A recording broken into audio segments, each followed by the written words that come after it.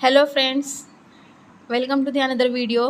तो आज हम हिंदी व्याकरण में पढ़ेंगे उपसर्ग। उपसर्ग क्या है, उपसर्ग किसे कहते हैं और ये कब लगता है, शब्द के आगे लगता है या पीछे लगता है। तो सबसे पहले उपसर्ग की व्याख्या देखेंगे।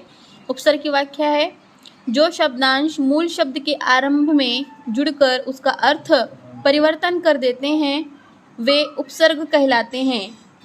यानी ऐसा शब्द जो शब्द के आरंभ में जुड़कर यानी शुरुआत में जुड़कर उस शब्द का अर्थ को परिवर्तन करते हैं यानी बदल देते हैं, उन्हें कहते हैं उपसर्ग। अब यहाँ कुछ उपसर्ग दिए गए हैं, उनके अर्थ हैं और उपसर्ग लगाकर बने हुए शब्द हैं। तो सबसे पहला उपसर्ग है अ। अ का अर्थ है अभाव या फिर नहीं, अभाव या नहीं। जब अ किसी शब्द के आरंभ में लगता है, जैसे ज्ञान शब्द, ज्ञान शब्द के आरंभ में जब हम अ लगाते हैं तो वो बन जाता है अज्ञान। ज्ञान का मतलब है कि जानना और अज्ञान का मतलब है कि जो मालूम नहीं है, जो नहीं जानते, अज्ञान। उसी तरह सत्य के पहले लगा है अ, शब्द असत्य हो गया। धर्म के पहले लगा है अ, अधर्म। अज्ञान, असत्य, अधर्म। इसी तरह दूसरा उपसर्ग है अति। अति का अर्थ होता है अधिक। जब ये किसी शब्द के शुरू में लगता है, जैसे अतिरिक्त, अत्यंत, अत्याधिक। तीसरा है अनु। अनु का मतलब है पीछे।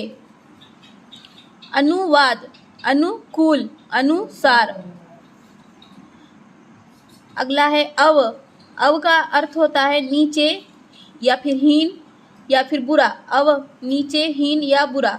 उससे शब्द बने हैं अवनीत, अवनति, अवस्था, अवगुण। इसी तरह बहुत से उदाहरण हैं, जैसे उप सहायक जिसका अर्थ होता है निकट, छोटा। उपयोग, उपप्रदेश, उपपवन, उपयुक्त। अगला शब्द है प्रति। प्रति का अर्थ होता है हर एक, हर एक, या फिर सामने या फिर विरुद्ध, जिसे शब्द बनता है प्रतिकूल, प्रतिवाद, प्रत्युत्तर। दूसरा है अभाव या कमी है, जैसे अमर, अकाल, अछूत। दूसरा है अध। अध यानी आधा, अधपका, अध। उदाहरणों का अभ्यास करके उपसर्ग किसे कहते हैं ये समझ सकते हैं। Thank you so much.